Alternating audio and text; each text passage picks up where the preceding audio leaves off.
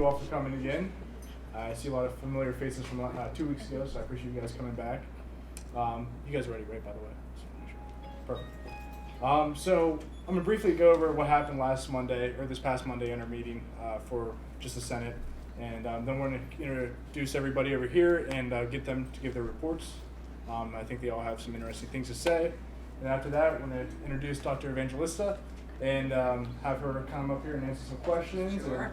And it's going to be a good time. So I'd like to thank her again for coming. So we'll start up with this over here. So one of the biggest things we talk about in the Monday meetings is some remainder requests and allocation requests, the funding for organizations. We approved the Neuroscience Club in the first one. All of that got approved on the allocation requests. For the most part, most of those got approved. As you see, Ulster got capped for $400 for the brood. They came in asking for about $900. We thought $400 was a good kind of cap to put on there since that's usually what we spend on most broods.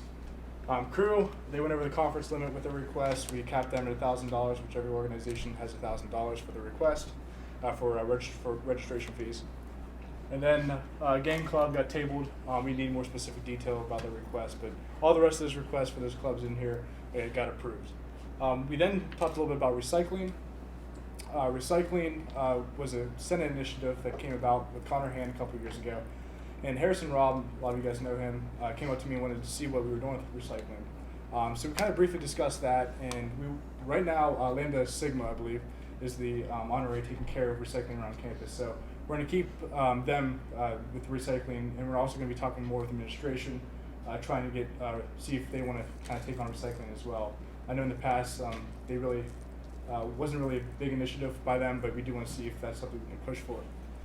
Then we talked a little bit about the Black Magenta, but that also got pushed back because we want to stay more in touch with you guys to get some more details from you guys to kind of go over some funding, and we can clear up some things with you guys personally before we actually report anything. And then Devin Cecil, we talked about the OrgSync. Every semester we usually give money, every year we give money towards OrgSync with Devin Cecil. And we voted on finally giving him $5,000, which is what we usually give, but we decided to in the future to probably stop that and use that money for something else for the students. So we think that's a good way to use in the future to kind of plan things out. Then we talked about big concert. Every semester we usually put money towards big concert, which is coming up here soon. Everybody loves big concert. It's usually a really good time. But that also got pushed back to next meeting because we do need more specific details, kind of how many funds they have now and how much more they need. So we need to clarify some of that stuff before we give out any more money towards that. And then the conference, me and Levi will be going to a conference to be meeting up with other student senate presidents and vice presidents in the OAC. So we're looking forward to that and kind of connecting with them and seeing what's going to happen regarding what do they do and what we can do better, basically. So we're looking forward to that. So let's go over to our agenda over here now. And that's my report. So we're going to go have everybody do their individual reports over here. So if you guys can come up here and individually one by one to give your report. The Vice President first, please. For those of you who don't know, the Vice President, one of my main jobs is Brood Awakenings. I work with the staff, make sure they have everything they need, and I put their stuff in the Brood Awakenings, I advertise for them, put flyers out and all that stuff. So Brood Awakenings has been going pretty good so far. SAI and Sinfo both done a really good job, and this week we have Animal Connections Club. So what they're doing is they are accepting donations for the animals for Muskingum and Jersey counties, and you can make cat toys, and you can donate them to the cat shelter there, or take them to your cats at home. Not pizza. The prizes have a movie basket, pasta basket, and a Fitbit. So that should be pretty fun. And then sometime in March, Brood Awakenings is going to be moving to the chest during the reconstruction for the dining hall. Thanks, Levi. Move on to the treasurer's report. Hi, I'm Kim Scheller. I'm the newly elected treasurer. So I'm still learning my job. It's only been a week and a half, 2 weeks. So I'm still definitely getting the feel of everything. That being said, there's been a lot of allocation and remainder requests that have gone through. So I've been trying to catch up on those. I believe I've just now started working on this week's allocation requests. I got, I think, just one of them done today. Then I'll continue to try to catch up, just trying to learn and do everything during the busiest time of the year for us right now. But I feel like I'm getting the hang of it. Jess has been great with working with me. I'm really thankful for being so patient with me through this process of learning. But I'm just trying to slowly get the feel of it and do my best that I can out there. Thanks, Gabe. All right, move on to the secretary's report. Jillian? Alrighty, I'm the secretary or the chief of staff. I basically just like take minutes at the meetings and make agendas and email people if you guys have questions about stuff. Yeah, I don't really have much for you. I'm still this is my first year doing this position, so I'm still learning a lot of different stuff too. But you guys can always email us at senate@muskingum.edu and we'll answer your questions. Thank you, Jillian. Move on to the senior report. Patrick?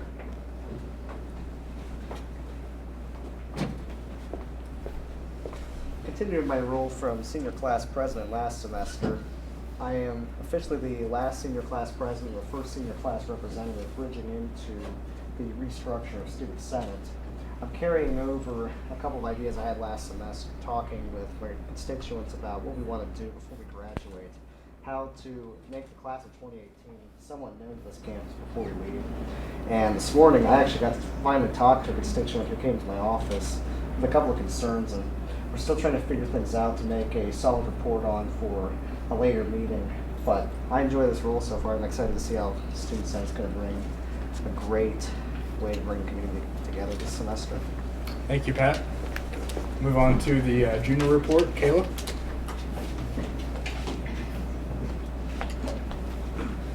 Okay, I'm Kayla Corselli. I'm the junior class representative, so I represent the junior class. My responsibilities are kind of just to run one of these. I haven't gotten to do that yet because I just started, and I'm just excited to see where everything goes. So, yeah. Thank you, Kayla. She and Peyton were just elected, a couple days ago, about a week ago, really. So it's they're very new. Sophomore representative, Ryan.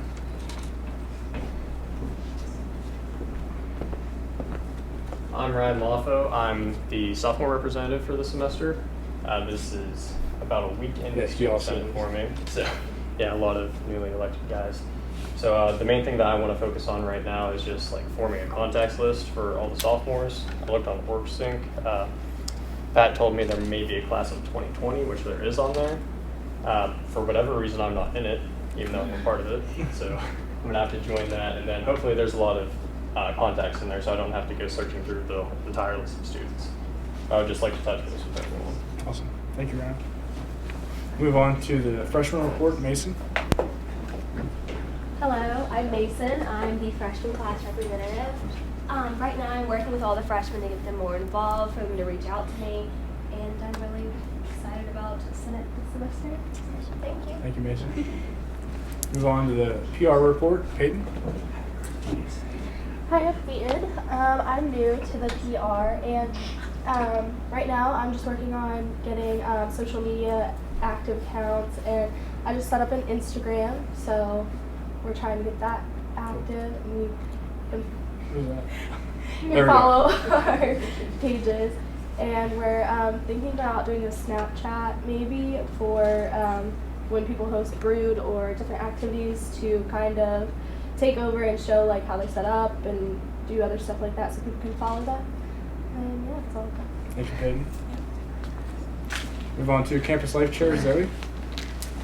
So I'm Zoe, I'm the new campus life chair, and this is a new position to me, so I'm just trying to email, set up meetings with different departments around the campus and get my connections out there, do some networking. I'm meeting with Evan Cecil tomorrow to discuss some things, so working on getting this job started. Thank you, Zoe.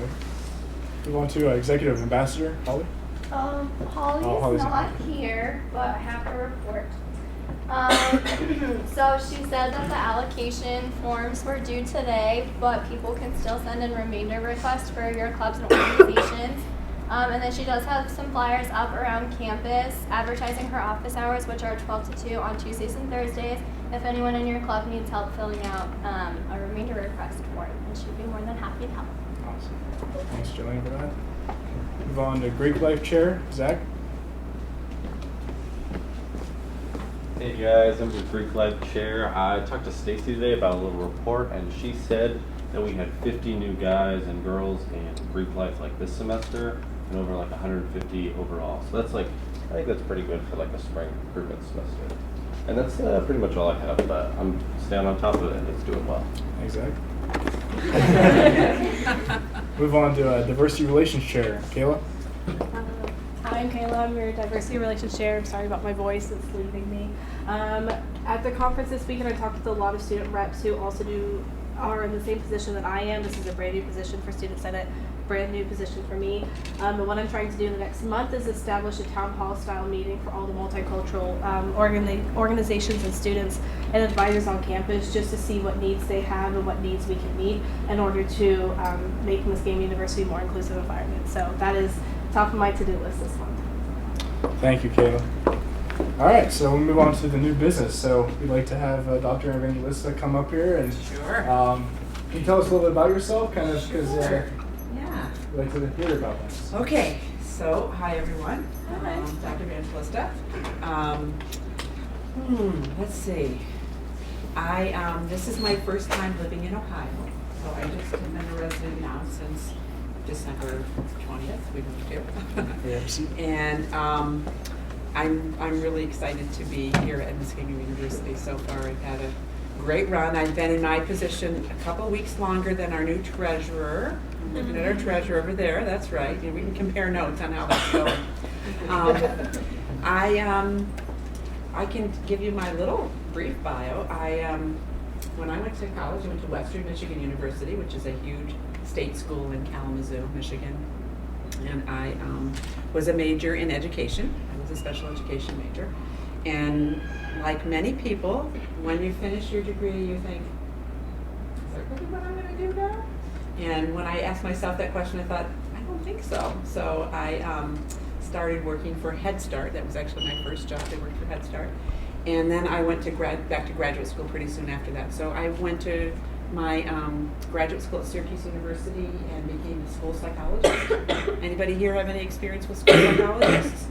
They rock, right? Yeah. So I did that, and then I worked in early childhood special education services for quite a while as a school psychologist. And then I worked in a diagnostic clinic in a hospital, like a clinical setting for maybe 12 years with babies. Kids from birth to 8 years old, and worked with their parents on doing developmental assessments. And after doing that for about 12 years, I said, I think I'm going to move from babies to graduate students. So then I moved, took a job in academia at Alfred University. So I spent my last 20 years at Alfred University. So I started as a professor, assistant professor, teaching graduate students in our school psychology and counseling programs. And then I kind of moved up the administrative ladder. And it was kind of, I actually talked about this when I did my interview here. So I started in graduate education, and it was, I loved what I did. I had wonderful students, and I thought we had a fabulous, really high quality program. But after 12 years doing that, then I moved into an administrative position where I moved in as a dean of primarily undergraduate units. So when I was teaching graduate students, they were very focused. They were going to be school psychologists.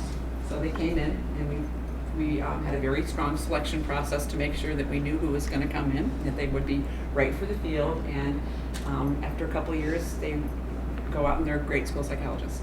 It's good. But when I started working with undergrad students, I thought, wow, this is actually really cool, because their undergrad students are coming in with all sorts of ideas about what they're going to do and figuring out who they're going to be and where they want to go. And then working with alums and saying, oh, they go really cool places. Not that my grad students didn't go cool places, but they sort of all went the same kind of place. So that was really fun in terms of fueling my passion for also working more with undergrad students. So I was a dean at Alfred University for 7 years. Is that right? Yeah, 7 years.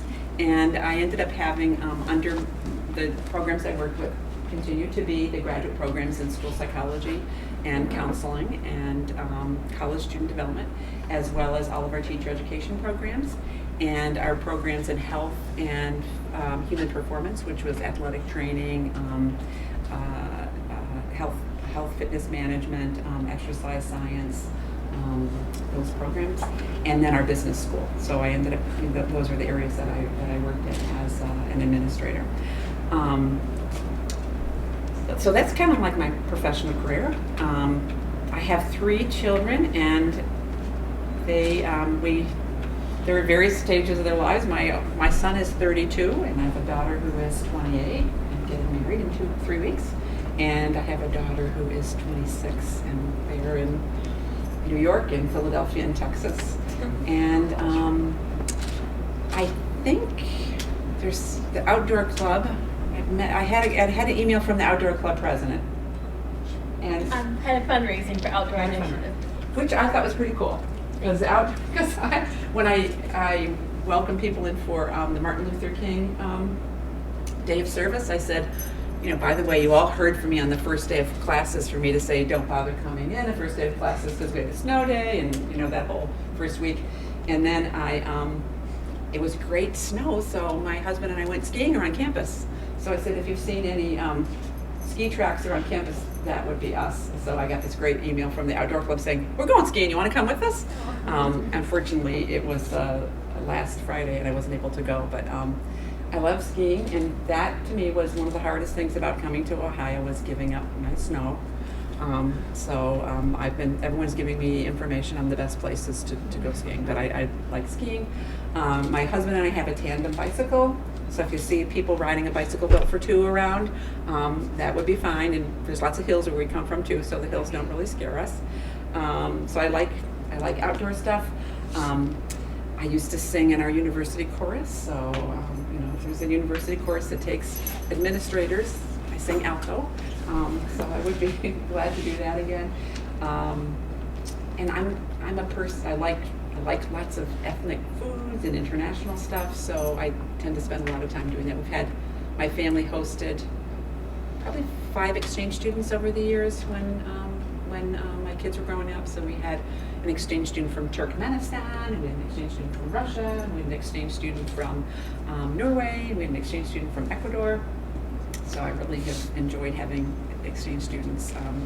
And also our university had a program where faculty members or community members could be like a host family for our international students. So I did that every year as well, and I still keep in touch with some of my former international students. So that's a little bit about me. My office is on the 3rd floor of Montgomery Hall, and I'm getting really tired of it because I spent a lot of time in there. It's a nice office, but people come in and meet with me. So, Luke, it might be somewhere down here on my list, but one of the things that I would like to do is to make sure I get a chance to come out and meet students as well. So my plan, and you guys can help me out with this, is I would like to have open office hours for students on a regular basis. And I don't want to have them in Montgomery Hall because I'm tired of looking at my table and my computer and all my stacks of paper. So I would like to do that probably maybe every 3 weeks would work well, and rotate around to different places on campus where students are. So it'll just be open, and it'll probably be posted. I think I'll put it in B-Shank, right? Should be in B-Shank.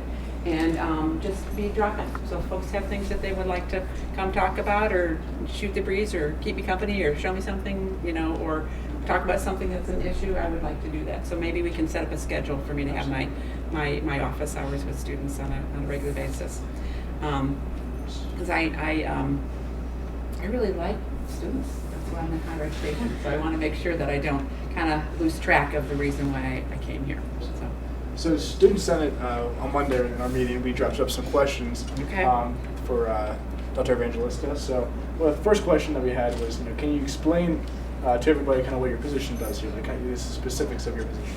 Boy, I hope I know what it is so far, but a couple weeks. So I'm at the vice president level, so I'm actually one of the vice presidents, and I have all of the academic areas under my charge, as well as student affairs. And that's kind of a new thing for Muskingum. We had a vice president for academic affairs and a separate vice president for for student affairs, though Janet Heater-Bass was shared with some other things for the past couple of years.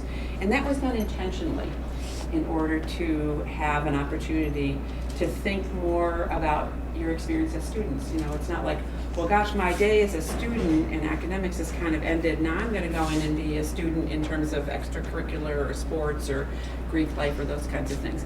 But with the idea to have all of those areas in the same basic area of operations, we have to talk to each other more.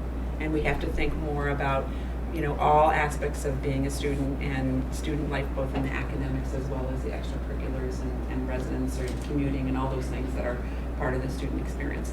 So my day-to-day job is just a whole lot of meetings with people. So I have, you know, I'm meeting with all of the administrative division chairs. So the, you know, I don't know if you guys know, do you know who the division chairs are? Dr. Norman Sal and Dr. Todd Lucken and Nowakowski and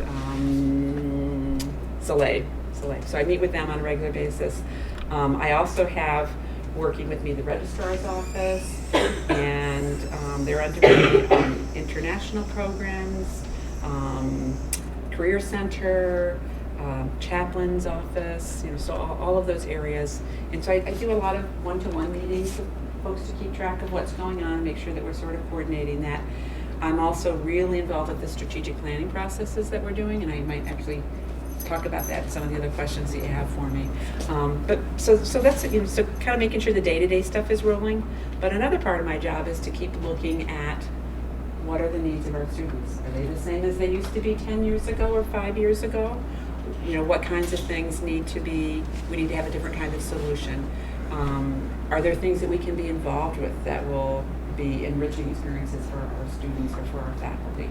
So part of my job is to keep track of some of those kinds of things that are going on in higher education and make sure that we're at the cutting edge of things that make sense for us, as well as keeping track of trends and appropriate responses. So it keeps me busy. I have a lot of fun, but my days are full. So. Thank you. What is your favorite thing about Muskingum so far? Well, magenta.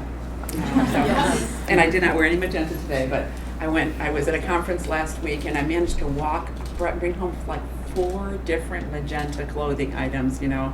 People told me this would happen, that you'd start seeing magenta in stores, and sure enough, it's happening already. So, and I have to say, when I first started looking at Muskingum and I knew there was a job opening, and of course I'm cruising around on the website, there was a video up, I'm not sure if it's still up, with a tour that's done by a student. Maybe somebody in here knows who was the student who did that. It was a female student who was on this, so it was filming a tour or whatever. And I think the students actually produced this video, so maybe Orbit Media did it. I don't know if it's still up. But I loved it. It's like she was great, and she'd like pop up and say, okay, you know, and here's the lake, and you know, here's whatever. But at the end, and she said, our school colors are magenta. How cool is that? And I thought, that is kind of cool. So, no, but that, you know, that's kind of fun. I think so far, I have to say that I'm really impressed with President Hessler, and I don't know how many of you have had any opportunity to really work with her, but she was one of the reasons that I wanted to come, because I was really impressed with her energy and her experience and her vision for the institution, and that's been pretty fun. I spent a lot of time with her, so that's going really well.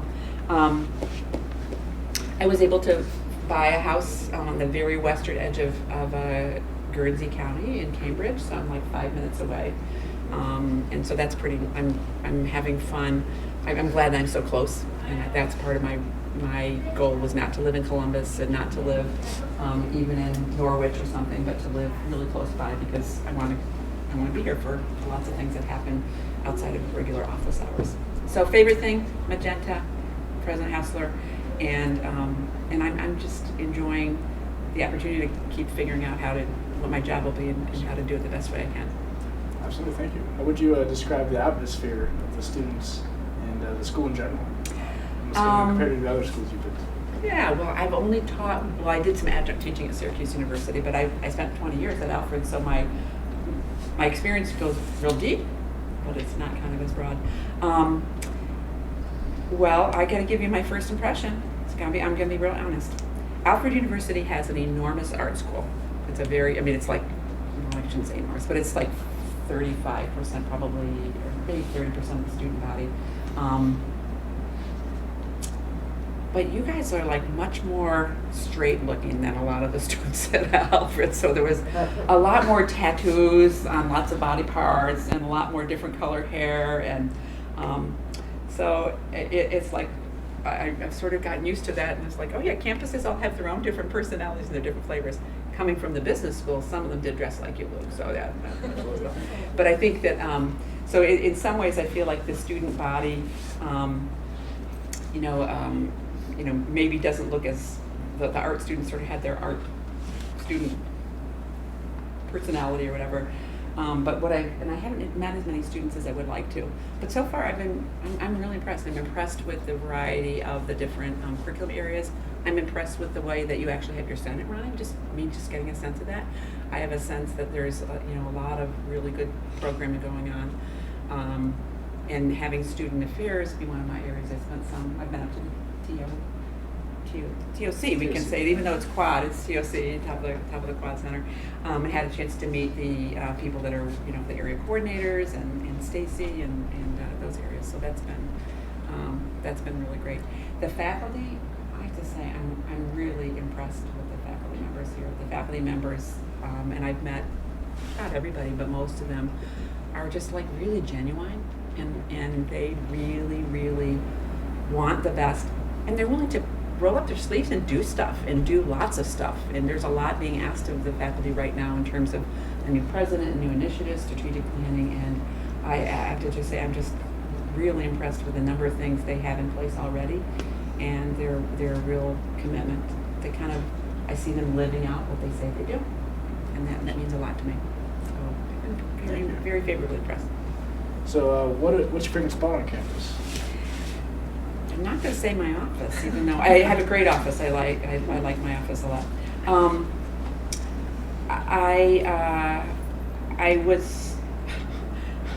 What I like looking at, I don't even know the name of the building.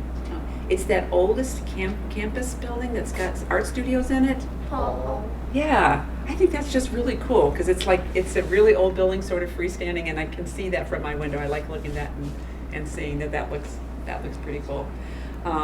Even though I haven't even been in it. But what else is my favorite spot? I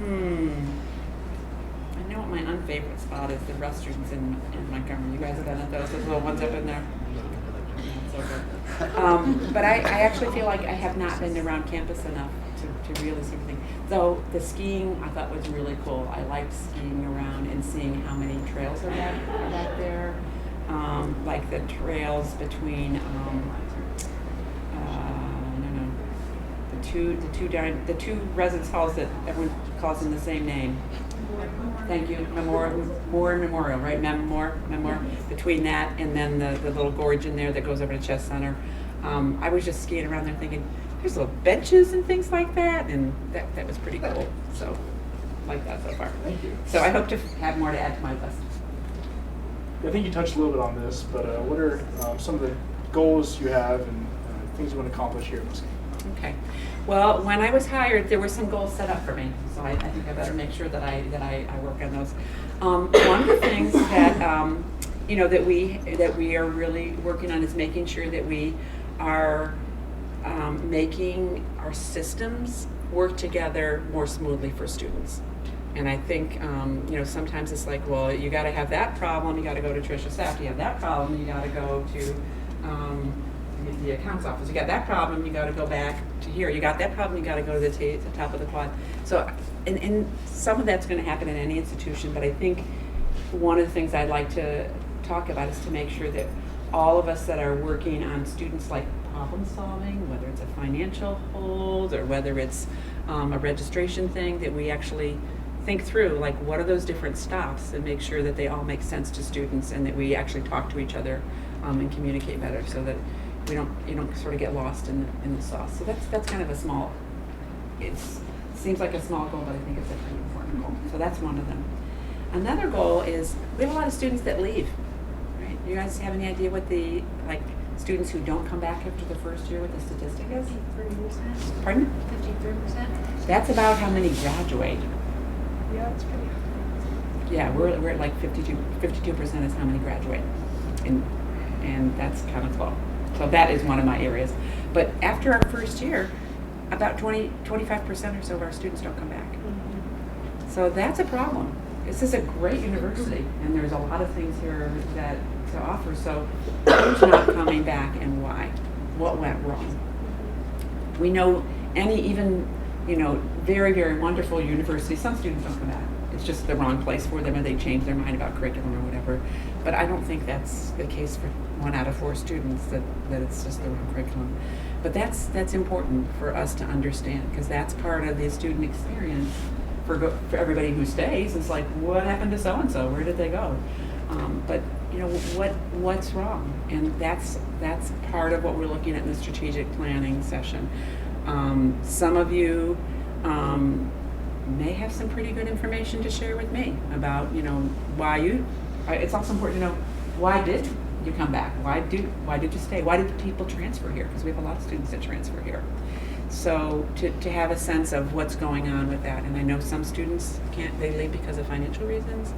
Some students leave because they just don't feel like they're part of the campus. Some students might leave because they actually don't have the right curriculum area. But we have to have a good sense of that, so that we have much better success rate of having our students stay and then having them actually graduate afterwards. So that's one of my really most important goals, is to get a sense of what's going on with that high level of students leaving, that attrition rate, and to get a handle of it and start working at solving the problems or resolving the things that end up being barriers for students. Thank you. As provost, is there anything you would like to see Student Senate do more or less of, or what we could do to connect well with you?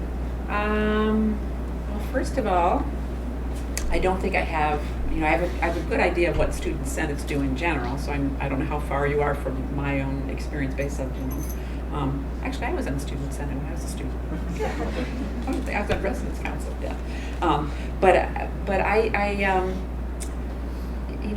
guess I would like to get a sense of where, what kinds of decisions, what kinds of inputs do you guys have in terms of the shared governance model? So that's part of how universities are set up. The idea that we don't just have one president who makes every decision, but other people have an opportunity for input that's valued and taken into consideration. So that's one of the things for me, is just to get a sense of that.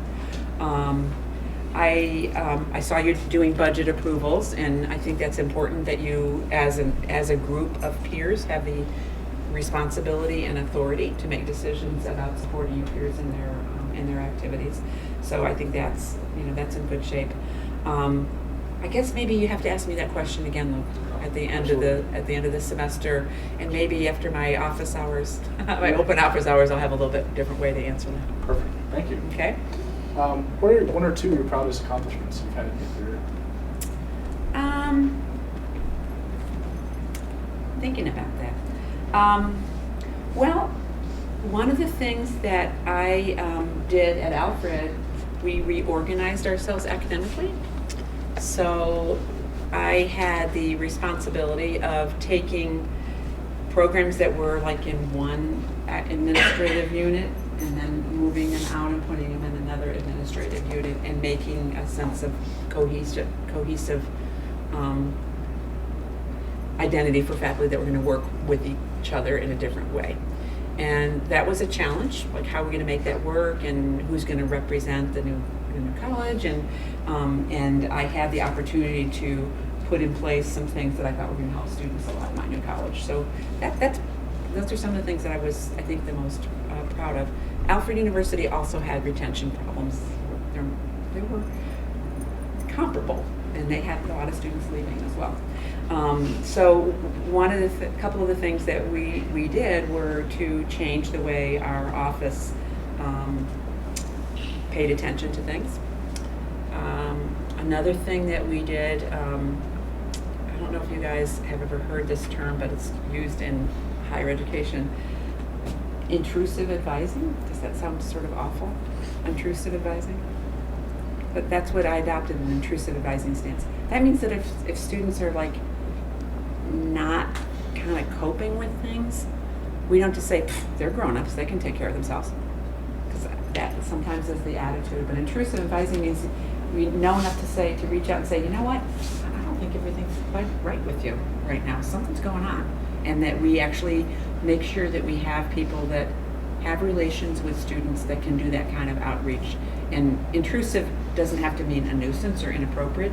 It means that we don't just take a non-response as I don't need you or I don't have issues, that I need someone to reach out and pay attention to me. So I trained some of my office assistants to really think about that. And I guess when I saw this on here, Luke, I started thinking about it.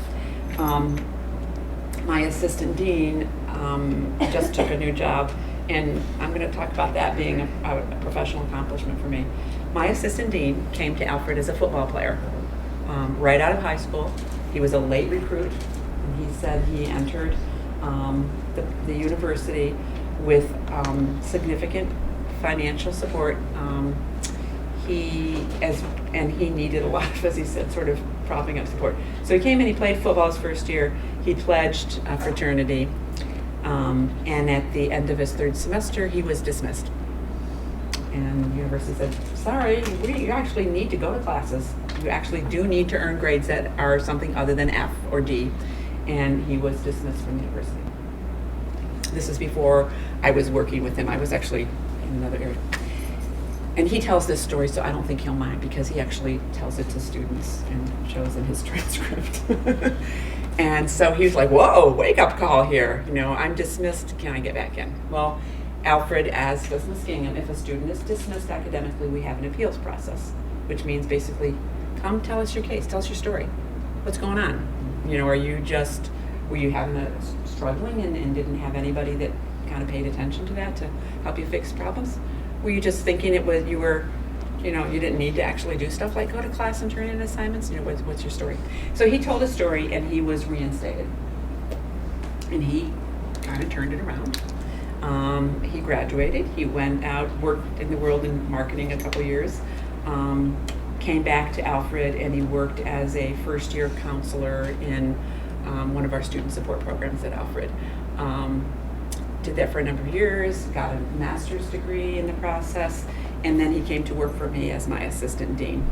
And he taught me a lot. He taught me a lot about intrusive advising, because he said that's what he had to have in order to get himself back on track.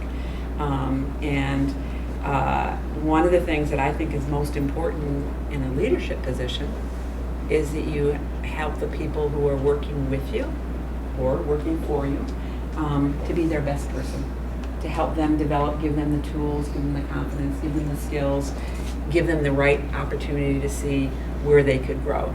And he just took a position as an assistant director of student services at a much bigger university, and he nailed it. And in some ways, I feel, that's his accomplishment. But I feel like, to me, I had a part that I feel is really important in helping him see his own potential and how he could continue to grow. So to me, he's kind of, Thank you. let's do it. I think that's basically everything you answered. So All right, thank you. Thank you. Yeah, absolutely. And after the meeting, if you would like to, anybody here would like to talk to her individually, that'd be great. So we'll move on with the meeting. And I think I'm doing some cake decorating judging on Sunday night. Yeah. I'll be doing that with you. Yeah. Okay. I'll be there So, with you. Good. Okay. So up next, we have a little campus report. Last meeting, we talked a little bit about the Wi-Fi here, and although we didn't obviously don't have the solution yet, we did find out a little bit of information from some of our senators over here. So we'll move on to that, and after that, we'll move on to open forum. So I'm gonna do that again. I'm gonna put those up there for now. So if you guys would like to come up here and give a little report.